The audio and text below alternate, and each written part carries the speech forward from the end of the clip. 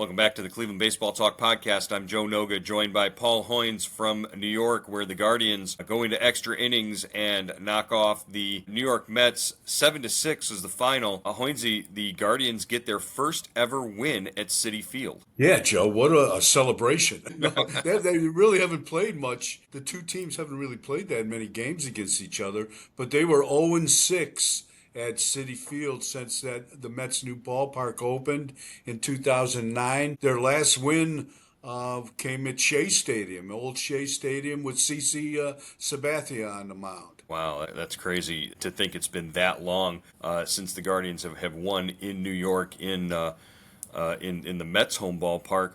Really, that it's not much of a rivalry in terms of. I think they went in like 9-16 overall, all time against the Mets since interleague play opened up. Really, because of the way the schedules work and everything, they hadn't had a chance to really play them straight up all that much. But getting that first one, I guess, is a big step forward. Yeah, getting the first one, and they played some ugly baseball at Citi Field when I can remember, Joe. I remember Bieber losing like 1-0 to Verlander, or 2-1 to Verlander. Just some tough luck and some not great baseball. So this was an interesting game last night. So this was a good one to come out ahead and maybe break that jinx. Yeah, the way you get a win in Citi Field if you're the Guardians, just go into extra innings because the extra innings have been very kind to the Guardians this year. 9 extra inning wins, 6 of them on the road this season. Just continuing sort of a pattern that, probably fueled by a really good bullpen over the last several seasons that the Guardians have been able to be so successful in the major leagues when games go extras. Yeah, definitely, Joe. And those 6 extra inning wins on the road, that shows you how difficult it is. That's because you can't just score one run if you're the visitor on the road. You've really got to work to score, one or two, I mean, multiple runs in that 10th inning, that first extra inning, put the pressure on the home team, and then, you bring in your bullpen and that has always been, for the last 4 years, Emmanuel Clase, but we know they're going to have to find a different path now, Joe. Yeah, 43 wins in extra innings since 2022, most in the majors by a wide margin, by 10 more wins than any other club in baseball. And last night, there was sort of elements of guards ball. There was also, those elements of chaos that sort of showed up. But I want to start off the top with, the power numbers, the big bat.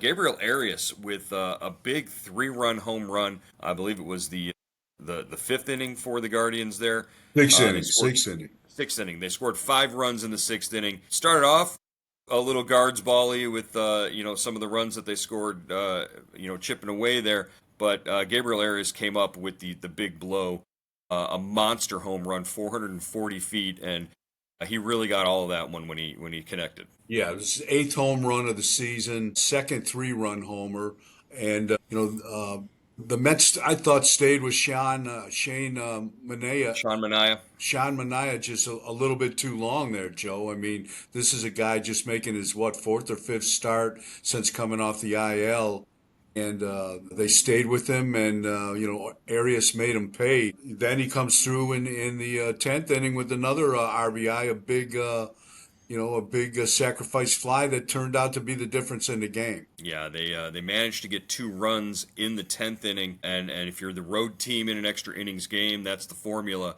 You can't just score that automatic runner. You've got to score 2, and the Guardians made that happen with Arias getting the sacrifice fly in the top of the 10th inning, and then Nick Enright coming in. We've got to talk about Nick Enright and just how awesome it is. Not just that he's out there saving games, that he's even pitching in the major leagues right now. This is a guy we've mentioned it before on the podcast. His journey and his path to the big leagues had some pretty significant hurdles with the cancer diagnosis, and he's been all the treatments that he's been going through. Still got one more to go at the end of the season, but right now to see Nick Enright out there on the mound and getting his first major league save in the 10th inning there, pretty outstanding. Yeah, he got the traditional beer shower from his teammates after the game. You could hear him hooting and hollering in the locker room after the game. So, and he was thrilled. He was really excited. And I thought Stephen Vogt said something really kind of it pertained to the situation. He said, Enright has been through so much that, pitching in the 10th inning at Citi Field against the Mets, probably seems like, a walk in the park with the game on the line. So this is a guy that's, kind of faced, life and death situations, and he's handled it well. And last night he couldn't have handled it any better, Joe. And we saw the return of the intentional balk as well. Yeah. Yeah, we did. Runner on the automatic runner on second base, and Enright had already made it through a couple of batters there. The runner that was out there started jumping around, making sort of some sort of weird antics or whatever. They just went ahead and balked him to third base. We saw that out of Cade Smith in Houston earlier in the season when he thought there was some pitch tipping going on. I don't know if that was the case in that situation, but yeah, the intentional balk making its return, I think, kind of an interesting strategy. But for Nick Enright, nothing really seems to phase him. He has a really good perspective on things. He told Andre in the post game interview on the field, that it allows him to sort of slow things down and take things one step at a time. And I thought that was really interesting that turning the negatives of a cancer diagnosis and a recovery from that into positives that you can use on the mound and in your everyday work that you do there. So, yeah, it was the intentional runner Jeff McNeil standing at second base, jumping around, and there were two outs in the inning, and Enright balked him over, and that run wound up scoring actually. Yeah, and I think like we were talking before the podcast, Joe. You were saying, there was two outs already. You're up by two, so they balked the guy to third base. If the guy scores, that run still isn't going to hurt you.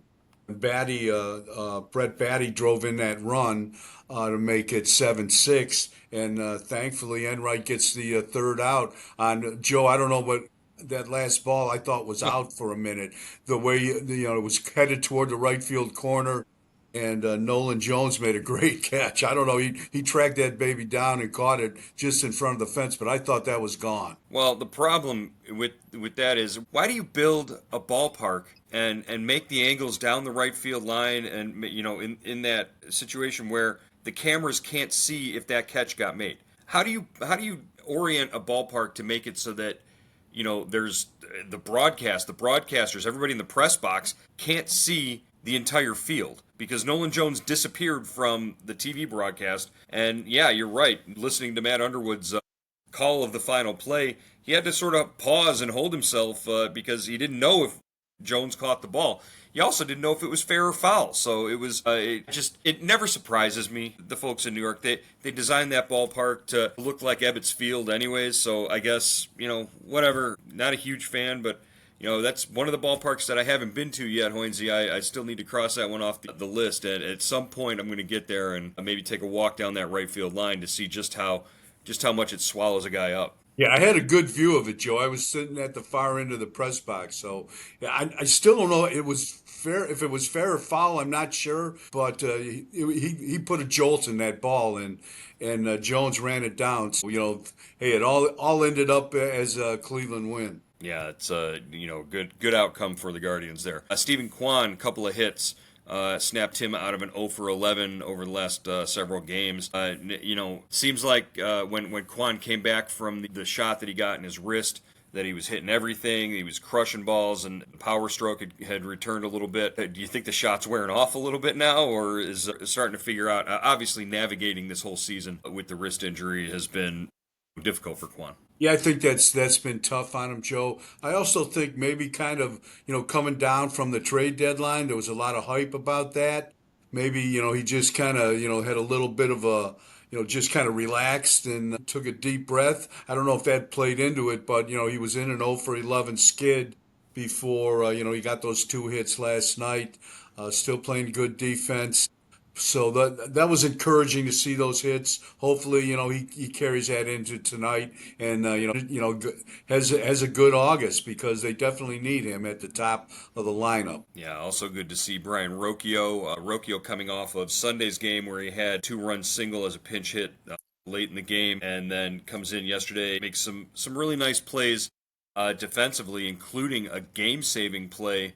I believe it was the 8th inning with the infield pulled in and a ball that was practically past him. He makes the diving stop at second base. The Mets were poised to take the lead at that point, and he prevented that from happening. Earlier in the game, he did make an error on a ball that was scorched right at him, led to Pete Alonso's 3-run home run. But what are you seeing out of Rocchio since the return of Gabriel Arias and having Rocchio move over to second base? Yeah, I really like the kind of the future of that double play combination, Joe. You've got Arias over on shortstop with the great arm. Then you've got Rocchio, with big range at second base and a shortstop's arm. He's moving really well over there. The error was unfortunate. I think he tried to get down on the ground and play it to the side, and that ball was scorched. Soto, really hammered that ball. Went off his glove, but like you said, the play in the 8th inning, that was a game saver, and that was because he was playing in too. He was playing on the grass when he made that play. So great reflexes, and so I think that's going to work out well, especially if Rocchio keeps hitting like he has. Yeah, and the obvious question there when you say the future of this combination up the middle and this defense is you've got to look ahead to Travis Bazzana, Right. who's playing very well at second base and hitting, sort of showing what the Guardians sort of want to see him at Double A right now. Wouldn't be surprised at some point to see Bazzana maybe get a bump up to Triple A, and if he finishes the season at Triple A. He's going to get an invite to Major League Camp next year, and then who knows after that. Might even see him in the fall league based on the lack of playing time because of the injury this year. So uh, there will be a battle there at second base if Rocchio and Bazzana both lay claim to the future of that position. Yeah, that's a great point, Joe. Great point. And that's why they signed Bazzana and took him as the number one overall pick last year. And there's nothing wrong with competition. There's nothing wrong with having another guy that can swing the bat either. I don't know if he can play with Rocchio defensively, but they certainly need an offensive punch, and that's what that guy does. Yeah, it's and everywhere he's stopped so far, he's gotten the job done. So good to see that. I want to talk about Slade Ciccone as well. Slade Ciccone, 6 straight starts where he's gone at least 6 innings. Been a while since the Guardians have had that kind of production out of a starter. Yeah, the last guy to make that many starts of 6 or more innings was Shane Bieber at the end of the 2022 season when he went 14 consecutive starts to end the season of 6 or more innings. So Saccone is Joe. If you had to put the biggest surprises of this team of this so far this year of the Guardians, I think Saccone's at the top of the list. This is a guy that they really kind of brought over from Arizona for Josh Naylor, and we really didn't know much about him. His numbers were, frankly, his numbers were frightening. It did not look like the guy we're seeing right now, but this is a guy that they gave him a chance, and I mean, he's a kind of a cerebral pitcher, and he wants to get better. He was asked last night, you're kind of an old school throwback, like an innings eater, because of what he's done the last 6 times out, and he was nice about it, but I think he got a little bit offended. He said, I don't picture myself as an innings eater. I think he pictures himself as an ace, as a top of the rotation guy. And the way he's pitching, he very well could be. Yeah, well, if he wants the ace sort of designation in that clubhouse, he's going to have to fight. I think Tanner Bybee and Gavin Williams. But right now, over the last month or so, he's been the most consistent Guardian starter. That's numbers bear that out. You mentioned cerebral, and that's really you talk to Slade Ciccone after the game, and he's very his responses to your questions are very thought out, very measured, and I think he really does care about the work that he puts into every one of his outings and every one of his starts, just like all these guys do. but you can really see it come across that, the work that he puts in, he's very proud of, and he's very, sort of, he breaks it all down. It's nice to see that out of a guy, instead of just going out there and chucking it off the hill at 100 miles an hour. He's out there, not just trying to strike guys out, but trying to pitch to guys and getting as deep into a game and understanding and making adjustments. He always talks about what he's learning from each start and taking that forward. So that's just a really good sign. And like you said, to get something for Josh Naylor, and who's, Josh Naylor, who we're going to see at the end of the month, with Seattle when he comes to Progressive Field. It's just really interesting that they were able to get as much as they got out of that Josh Naylor trade, moving forward. I want to talk about the bullpen. I want to talk about Hunter Gaddis in particular. Last night, giving up a couple of runs and just really, coming off of his first major league save on Saturday. And you think, okay, well, this could be a good stepping stone for him moving forward and building that confidence. And then just last night, it seemed like nothing was going his way for the right-hander out there on the mound. And how, whatever struggles Hunter Gaddis might have right now, how does that play into the future of this bullpen? Because they're really going to need to lean on the bullpen down the stretch, and they're not going to have Emmanuel Clase. Yeah, that's a big. That's a red flag, Joe, for sure. And the way the Mets hit Gaddis, four straight singles, really quickly too. It was almost like, I don't know if they had picked up something in his delivery or the way he was holding the ball or where he was coming set, but they really jumped on him fast and turned that 5-3 lead into a 5-5 tie.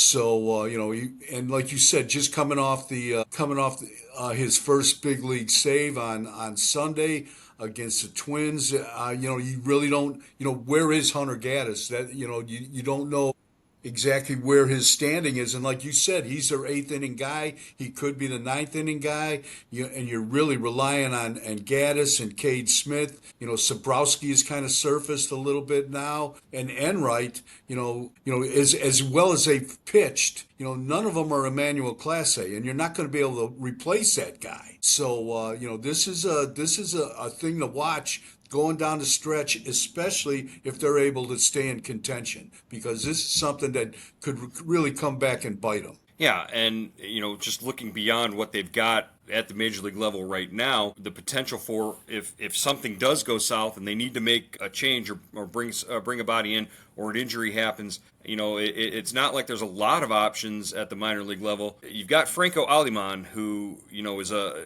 well-regarded prospect, and from all accounts, his stuff is fantastic and lights out. But he had the surgery, the sports hernia surgery in training camp, and didn't make it to AAA until the start of May. Gave up a couple of runs, I think, in his last outing on Friday, but looked pretty solid. I think he only allowed 2 runs in all of July. Beyond Franco Aliman, what's the prognosis in terms of what they can get out of the minor leagues if there's an emergency? Yeah, that's the big question, Joe.